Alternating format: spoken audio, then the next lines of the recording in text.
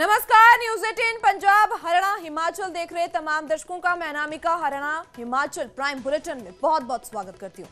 बात करेंगे बुलेटिन में सबसे पहले हरियाणा में निकाय चुनाव में, जहां 7 निकाय पंचायत उपचुनाव के लिए वोटिंग आज हो रही है। पंचकुला, अंबाला, सोनीपत में निकाय चुनाव हो रहे हैं। सुबह 8 बजे से ये मतदान जारी है और शाम के 6 बजे तक बता दें कि ये मतदान जारी रहेगा। मेयर, पार्षद, प्रत्याशियों के लिए वोट डाले जाएंगे और इसी बीच 614 प्रत्याशियों की किस्मत का आज फैसला होगा। तो सीएम सैनी का पंचकुला पर फोकस देखने को मिलेगा और अंबाला में त्रिकोणीय मुकाबला भी नजर आ रहा है।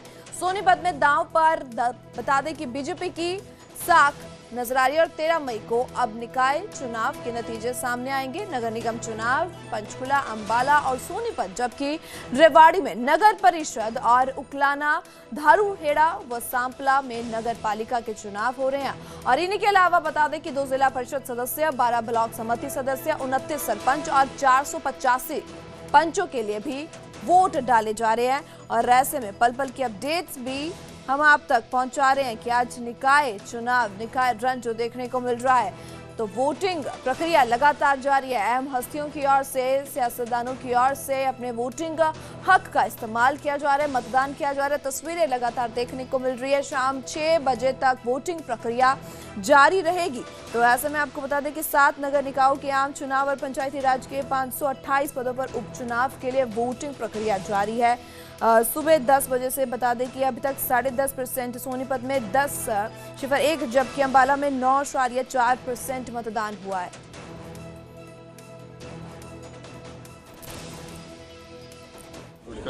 मौलिक और हमारा संवैधानिक अधिकार है जो हमें हमारा संविधान देता है और हमें अपने इस अधिकार का इस्तेमाल करना चाहिए। मैं आपके माध्यम से भी अपील करना चाहता हूं कि ज़्यादा से ज़्यादा लोगों को आज आकर वोट करनी चाहिए, क्योंकि 5 साल में ये एक अवसर एक बार आता है जब हम अपना नेता चुनते हैं, अपनी विचारधारा के आधार पर अपनी वोट देते हैं। और मुझे लगता है कि हरियाणा की जनता अपना मन बना चुकी है, अंबाला की जनता अपना मन बना चुकी है। जहाँ जहाँ निकायों के चुनाव हो रहे हैं वहाँ पे ऐतिहासिक एक फैसला आने वाला है। 13 तारीख को नए कीर्तिमान स्थापित होने वाले हैं और नए रिकॉर्ड टूटने वाले हैं।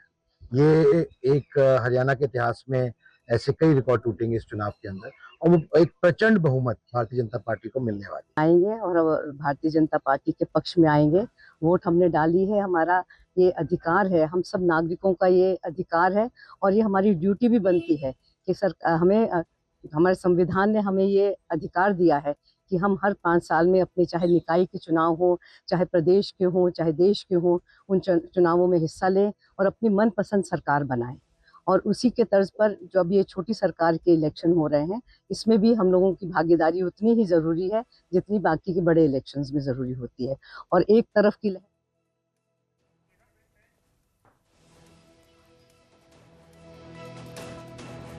तो इसी बीच प्रतिक्रम भी सामने आ रहे हैं। ठीक है जी, थैंक यू। तो बिल्कुल षष्ठी गुप्ता थे हमारे साथ और यही कह रहे हैं कि अभी तक पूरी तरह से शांतिपूर्वक तरीके से मतदान हो रहा है। कोई भी किसी भी तरह की अप्रिय घटना की कोई सूचना नहीं है। कैमरामैन विनोद के साथ अंकित दुधानी, न्यूज 18 पंचकुला।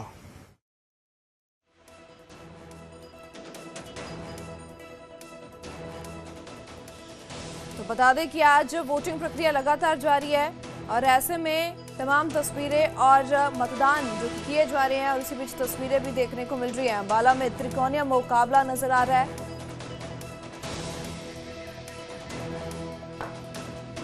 तो बात करते हैं हमारे संवाददाता सोनीपत से नितिन अंतिल हमारे साथ जुड़ चुके हैं ज्यादा जानकारी के साथ। नितिन, काफी जो खास मुकाबला देखने को मिल रहा है, तो सोनीपत की क्या तस्वीर है, क्या प्रबंध वहां पे देखने को मिल रहे हैं निकाय चुनाव को लेकर?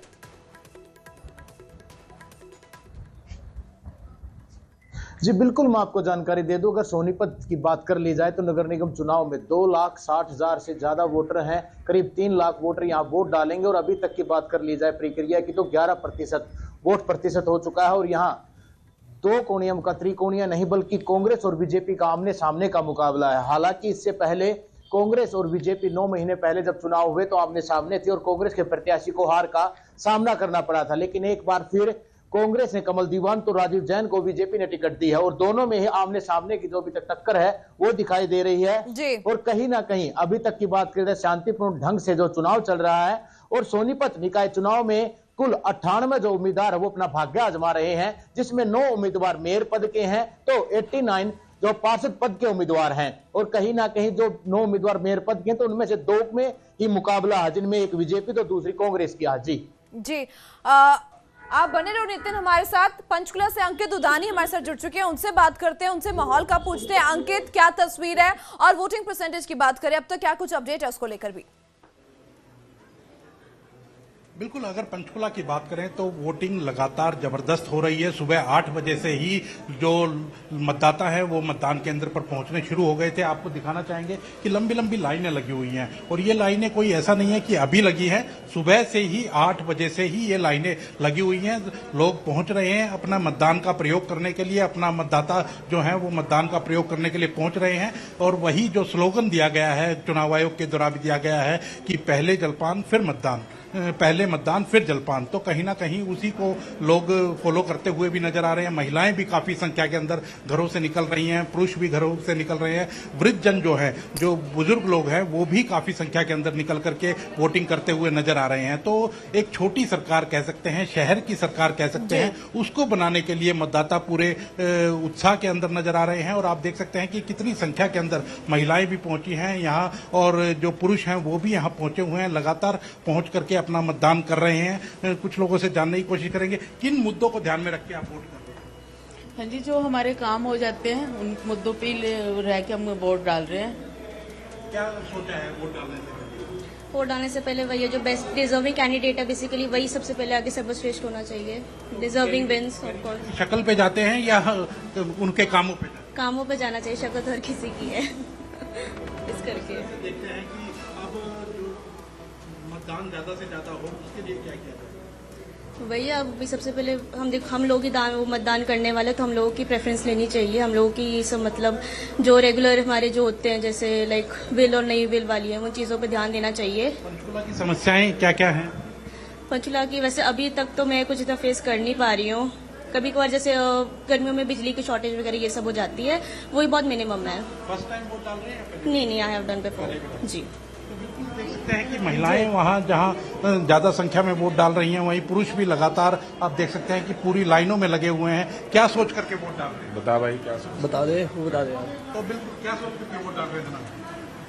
क्या दिमाग में है वोट डालने? महंगाई, बेरोजगारी, युवाओं के मुद्दे, देश में भाईचारा, इसके प्रति सोचकर जो हम अपने वोट डाल रहे हैं। बिल्कुल, आप क्या सोच करके वोट डाल रहे हैं जी? पंचकुला के विकास के लिए जी। कोई मुद्दे हैं जो तो जिनको ध्यान में रख के वोट डालेंगे? और सुधार हो, जो पहले से सुधार है और सुधार के लिए। तो बिल्कुल आप देख सकते हैं कि यही कहना है कि पहले से जो सुधार हुआ है और सुधार होना चाहिए, उसी को ध्यान में रख करके जो वोट डाले जा रहे हैं। लेकिन सबसे अच्छी बात है कि काफी संख्या के अंदर वोटर्स निकल रहे हैं। आप किधर भी देखेंगे लाइन लगी हुई है। जो वोट डाल करके आ रहे हैं उनसे भी बात करने की कोशिश करेंगे, उनसे भी पूछेंगे कि वो क्या समझते हैं और क्या जानते हैं, क्या मुद्दे ध्यान में हैं जिनको देख करके वोट डालना है। सर ऐसा है कि सबसे पहले नेशन फर्स्ट है हमारा। तो मुद्दा ये है कि लोगों की बेसिक एमिनिटीज पूरी होनी चाहिए। जो हमें लगता है कि हमारे लिए भी मुश्किल है कि हमें इन चीज़ों से जूझना पड़ रहा है, जब हमें उन चीज़ों से जूझना पड़ रहा है तो समझो आम पब्लिक के लिए भी वो एक हर्डल है। तो जो भी वोट हमारी होगी वो मुद्दों पर होगी और प्रोग्रेस पर होगी। पंचकुला में विकास कार्य पहले हुए हैं या आपको उम्मीद है कि अब होंगे? अब होने चाहिए। हम अपना अंकित बिल्कुल अपनी वार्तालाप आप जारी रखें। हम जुड़ते हैं अंबाला से, हमारे संवाददाता कृष्णन बाली जुड़ चुके हैं। कृष्णन, अंबाला में त्रिकोणा मुकाबला देखने को मिल रहा है। समय वहां की क्या तस्वीर है, वहां के आवाम का क्या आवाज नजर आ रही है? कांग्रेस के वहाँ पर के साथ गोकुल से खतरा वहाँ मौजूद, वे खुद वहाँ पहुंचे।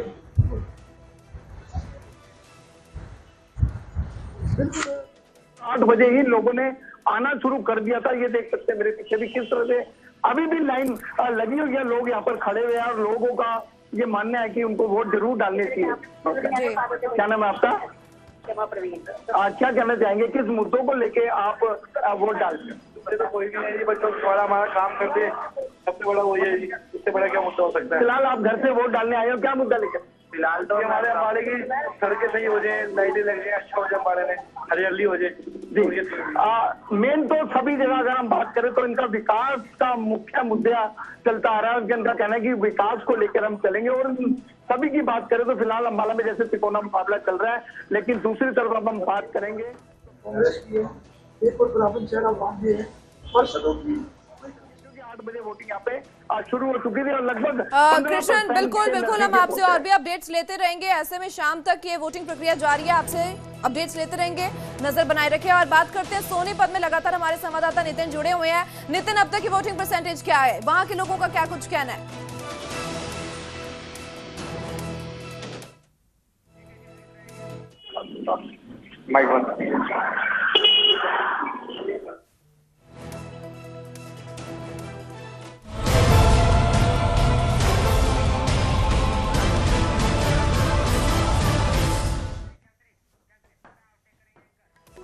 तो हिसार के चर्चित देशद्रोह मामले में सतलोक आश्रम प्रमुख रामपाल एक बार फिर सुर्खियों में आ चुके हैं। 2014 के बरवाला कांड से जुड़े मामले में 16 मई को उसकी हिसार कोर्ट में पेशी तय है, लेकिन पेशी से पहले रामपाल ने अदालत से वीडियो कॉन्फ्रेंसिंग के जरिए सुनवाई में शामिल होने की अनुमति मांगी है। रामपाल ने सुरक्षा कारणों का हवाला देते हुए कोर्ट आने में खतरा बताया है। फिलहाल हाई कोर्ट से जमानत मिलने के बाद वह सोनीपत के सतलोक आश्रम में रह रहे हैं और अब अदालत ने इस अर्जी पर पुलिस से जवाब भी तलब कर लिया है।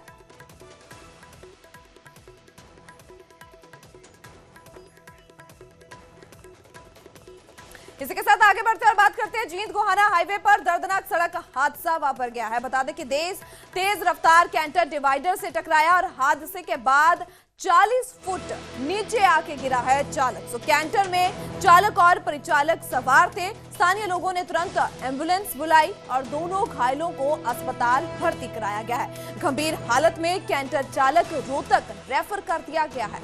तो ऐसे में बेहद मंदभागी खबर ये जो सामने आई है, दर्दनाक खबर ये सामने आई है। हादसे के बाद 40 फुट नीचे जाके चालक गिरा और उसी बीच तस्वीरें हादसे की सामने आई है और अंदाजा लगाया जा सकता है इन तस्वीरों को देखकर कि कितना दर्दनाक और भयंकर ये हादसा हुआ है।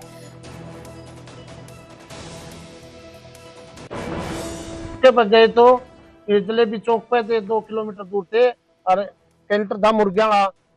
वो लड़का एक्सीडेंट में नीचे पड़ा था, उसको उठा के फिर उसमें पहुंचाया मेडिकल में, सरकारी गाड़ी में। यहाँ से फिर रेफर कर दिया रोहतक के लिए, उसके ज्यादा दिक्कत है। तो एक्सीडेंट हो गया, ये जलेबी चौक पे इसका नहीं चला, हाँ सोनीपत का गुआना का चला, 2 किलोमीटर चल दे वहाँ एक्सीडेंट हुआ। मुर्गियाला था गुआना का था होता डिवाइडर। आगे बढ़ते हैं और बात करते हैं धर्मशाला के मैक्लोडगंज में दक्षिण भारतीय फिल्मी सितारे दलाई लामा से साउथ सिनेमा के कलाकारों से मुलाकात की गई है। अभिनेता साई कुमार और जयराम ने ये मुलाकात की है। फिल्मी हस्तियों ने खुद को बेहद सौभाग्यशाली बताया है और उसी बीच ये तस्वीरें मुलाकातों की सामने आई है। दलाई लामा से कलाकारों की ओर से मुलाकात की गई है।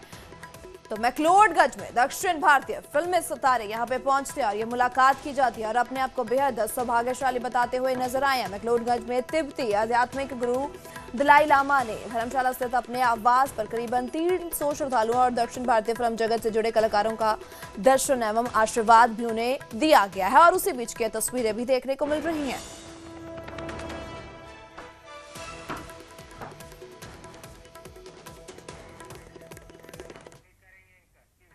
आगे बढ़ते हैं और बात करते हैं चरखी दादरी के गांव झोजू खुर्द में शनिवार को माहौल उस वक्त गमगीन हो गया जब तिरंगे में लिपटा शहीद लांस नायक अनंत कुमार का पार्थिव शरीर गांव पहुंचता है। जम्मू कश्मीर में प्रशिक्षण के दौरान वीर गति को प्राप्त हुए अनंत कुमार को पूरे सैन्य सम्मान के साथ अंतिम विदाई दी गई है। भारत माता की जय और शहीद अमर रहे के नारों के बीच हजारों लोगों ने अपने वीर सपूत को नम आंखों से विदा किया है। सेना की टुकड़ी ने गार्ड ऑफ ऑनर देकर अंतिम सलामी दी है। वहीं शमशान घाट पर मासूम बेटों द्वारा पिता को मुखाग्नि देने का दृश्य हर किसी को भावुक कर गया है।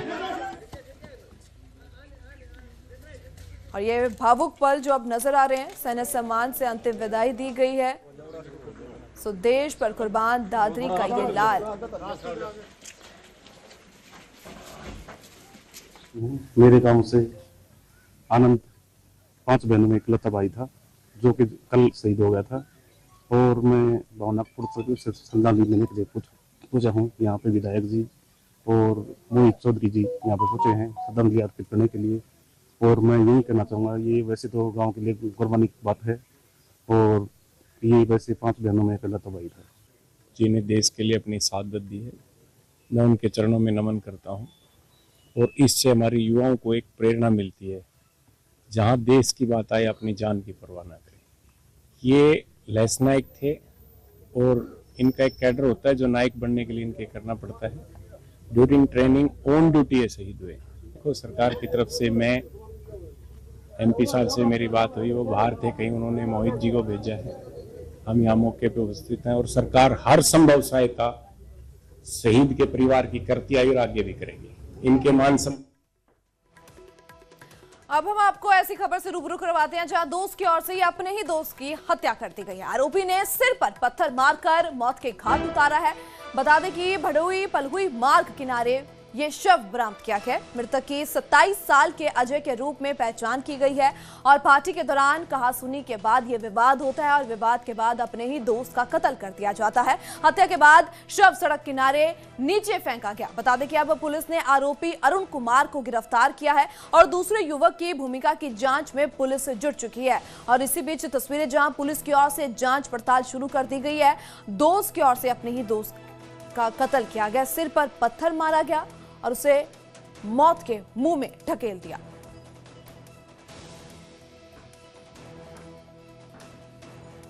उन्होंने हालातों का जायजा लिया वहाँ पे, तो देखा गया ये किसी एक मर्डर केस लग रहा था, तो इसी बेस पे उन्होंने एक केस अंडर सेक्शन 103238 VNS में रजिस्टर कर लिया गया है। और बाद में जो डिसीज था वो अजय कुमार 26 ईयर्स, जो कि वहीं का बसिंदा था, वो आइडेंटिफाई किया गया। हमने जो मौके पे फॉरेंसिक टीम को बुलाया गया, उन्होंने सारे शख्स वहाँ से जुटाए गए, और इस संदर्भ में हमने एक सस्पेक्ट अक्यूज उसको राउंडेड ऑफ भी कर लिया गया है। और जो डिसीज है उसकी जो पोस्टमार्टम है फॉरेंसिक टीम से कराया जा रहा है, बाकी आगे की इन्वेस्टिगेशन जारी है। अब खबर करनाल से, जहां दिन दहाड़े लूट की वारदात को अंजाम दिया गया। बुजुर्ग महिला से लूट की गई है। लूट दौरान बुजुर्ग महिला का गला भी घोंटा गया, और घटना के मौके घर पर यह बुजुर्ग महिला अकेली ही थी, और इस दौरान बेखौफी से दिन दहाड़े इस वारदात को अंजाम दिया गया है। पर यह तस्वीरें भी सामने आई है, जहां देखा जा सकता है किस कदर इस वारदात को अंजाम दिया गया है। ये बदमाश घर पर पहुंचता है, लूट की वारदात को अंजाम देता है, पर इस बुजुर्ग महिला पर भी तरस ना खाता हुआ नजर आ रहा है, और उसका गला घोंटा जा रहा है। सो बुजुर्ग महिला से लूट की गई है, तस्वीरें जो ये सामने आई है। सो लूट दौरान बुजुर्ग महिला का गला घोंटा गया है, तो जिसके बाद इस वारदात को अंजाम देने के बाद ये शख्स, ये बदमाश भागता हुआ नजर आया। मौके पर ही पकड़ लिया था उन्होंने, आसपास के जो क्वार्टर के साथी हैं ना उन्होंने पकड़ लिया था। हुआ कैसे था, कितने बजे ये पूरी वारदात? ये कल 11-12 अराउंड इस टाइप की बात है। हाँ, तो स्कूल छोड़ आया था, बच्चे को स्कूल छोड़ के फिर वो वापस आ गया। अच्छा। हाँ, घर पे वो औरत अकेली थी, बुजुर्ग थी महिला वो, तो वो लूट की नीयत से आया था, जैसा कि हमारी जांच में सामने आया। उसने ये भी कहा कि बच्चे की तबीयत वगैरह। हाँ, उसने कहा था कि भाई कपड़े बच्चे के दे दो आप, उसकी तबीयत खराब है। इसी बहाने से फिर उस घर में एंटर करके और उसने इस वारदात को अंजाम दिया। जो ड्राइवर मेरा पोता को ले जाता था ना स्कूल, वही आया 11 बजे और आके बोला कि हाथ उल्टी हुआ है कि कपड़ा दे दो आंटी। तो हमने कपड़ा लेने आ गए, गला था पकड़ लिया, कपड़े से गला दबाया। हाँ, पीछे से हम कपड़ा लेके उसका गया, यही था, यही पकड़ लेता। लेकिन एक हमारी आई थी, वो बोली कि आम लेके थे। वो बहाना बनाता है कि मेरा बच्चा जो है उसकी तबीयत खराब है, उसने उल्टी कर दी है और उसे जो है उसके कपड़े बदलने हैं। इसके बाद वो कहता है कि मुझे वॉशरूम जाना है, मुझे वॉशरूम बता दीजिए। मेरी माता जी जो है उसको वॉशरूम बता देती हैं। उसी बीच में एक हमारी मोहल्ले की बूढ़ी माता जी जो रहती हैं वो आती हैं कुछ आम की क्यारियां देने। उसी क्यारियां देने से उसका जो प्लान रहता है कि उसको बाथरूम के अंदर ही गिरा के मारने का उसकी जो मंशा होती है वो वहाँ कामयाब नहीं हो पाता है। जैसे ही माता जी जाती हैं और मेरी माता जी उस दौरान बच्चे का कपड़ा लेके जो हमारा लिविंग रूम है वहाँ पे वो पहुंच जाती हैं। वो पीछे से आता है, एक कपड़ा निकाल के गर्दन दबाता है और उनकी हत्या की पूरा प्रयास करता है। जब पहले वो उनको हमारे बेडरूम में रखे एक बेड पे गिराता है, सॉरी हमारे जो ये है लिविंग रूम में रखे बेड पे गिराता है। जब उसमें सफल नहीं हो पाता है तो उनको जो है जमीन पे पटक देता है। इस दौरान चीख पुकार सुन के हमारे आसपास के लोग जमा हो जाते हैं, वो चिल्लाने लगते हैं और वो भाग निकलता है। और जब भागने के दौरान वो जो हमारे जो वो है मतलब बाउंड्री है उसको वो पार नहीं कर पाता है और वो वहीं पे पकड़ा जाता है। आगे बढ़ते हुए बात करते हैं यमुनानगर के छछरौली के गांव गनोला में सिख समाज के 2 युवकों के साथ कथित मारपीट और पगड़ी की बेअदबी का मामला तूल पकड़ता जा रहा है। सोशल मीडिया पर वायरल हुई वीडियो के बाद सिख समाज में भारी रोष देखने को मिल रहा है और गुस्साए लोगों ने पहले छछरौली थाने का घेराव किया और फिर नेशनल हाईवे पर जाम लगाकर जोरदार प्रदर्शन भी किया है। हालांकि पुलिस अधिकारियों के आश्वासन के बाद प्रदर्शनकारी शांत हुए हैं। सिख समाज ने साफ चेतावनी भी दे दी है कि अगर आरोपियों की जल्द गिरफ्तारी नहीं हुई तो आंदोलन और बड़ा रूप ले सकता है। उचित कार्रवाई करने की मांग थी। उन साथियों को वहां पर से पीटा गया, उनका किडनैप करके घर में ले जाया गया कि वीडियो वायरल हुई बाद में जिसके बारे में पता लगा। लेकिन प्रशासन उनके ऊपर उचित कार्रवाई करने से आनाकानी कर रहा है। आज सारा सिख समाज इसीलिए इकट्ठा हुआ कि उनके ऊपर उचित कार्रवाई की जाए ताकि अपना भाईचारक सांझ यहाँ बढ़िया हो, मजबूती हो। जिस दिन 29 तारीख को झगड़ा हुआ है हमारे यहाँ के सिख जिनके साथ हत्थापाई हो आए थे, उनका जो मैं SHO का रवैया बता रहा हूँ बिल्कुल गलत था। ऐसा रवैया था, बोलते हैं कि SC एक्ट लगेगा आप पे, अगर SC एक्ट लगाना है लगा दे। पंजाब सरकार दे सिटिंग मंत्री संजीव अरोड़ा ਨੂੰ ईडी ने चुक्या सी, गिरफ्तार किया सी। देर रात उन्होंने अदालत विच पेश कर दिता गया। 7 दिन का रिमांड केंद्रीय जांच एजेंसी एनफोर्समेंट डायरैक्टोरेट ਨੂੰ मिले है, जिथे प्रोसीक्यूशन पक्ष ने कई गल्लां रखियां कि जो कुछ कथित औणताइयां इन्हां दे कार्यकाल दे विच इन्हां दी कंपनी दे विच होईयां उस नूं एक वड्डा आधार बनाया गया। गुरुग्राम की अदालत विच पेश किया गया। दरअसल गुरुग्राम के ठिकाणिਆਂ ਨੂੰ खंगालन दे लई ही एनफोर्समेंट डायरैक्टोरेट ने इजाजत मंगी सी, जिस विच पंजाब के 20 कई ठिकाने शामिल सी। 3 घंटिया तो ज़्यादा देर रात तक जी सुनवाई अदालत में चलती रही। ईडी ने 10 दिन के रिमांड की मांग की सी। अदालत ने 7 दिन के रिमांड से पंजाब सरकार के मंत्री संजीव अरोड़ा को भेजा। 16 मई को सुनवाई होएगी। कल चंडीगढ़ तो गिरफ्तार करके ईडी उन्होंने लैके गई सी। PMLA फैमा इनकम टैक्स दीयां वायलेशन का सीधे तौर पर जिक्र होया तो पंजाब सरकार के मंत्री जिहड़े 4 वड्डे डिपार्टमेंट ने, तो हुण सब तो वड्डा सवाल यह है रीशफल नूं लैके पंजाब की राजनीति में एक वड्डी चर्चा है। हो सकता है आउंदे कुछ घंटे आउंदे कुछ दिनों के वड्डियां डिवेलपमेंट्स तुहानूं देखण नूं मिलन। कारण सब तो वड्डा यही है क्योंकि संजीव अरोड़ा दे कोल 4 वड्डे महकमे सन, जिन्हां महकमिਆਂ की देख रेख करनी बड़ी जरूरी होंदी है। तो यह बड़ा जरूरी है कि 7 दिन का जिहड़ा रिमांड उहदा जिक्र हो रहा है। तो इसे खबर से धर्मवीर शर्मा फोन लाइन जरिए जुड़े ने। धर्मवीर की कुछ जानकारी है प्रोसीक्यूशन के की कुछ जिहड़े पक्ष से जिस आधार पर एक वड्डा जिहड़ा 7 दिन का रिमांड अरोड़ा का मिलिया है?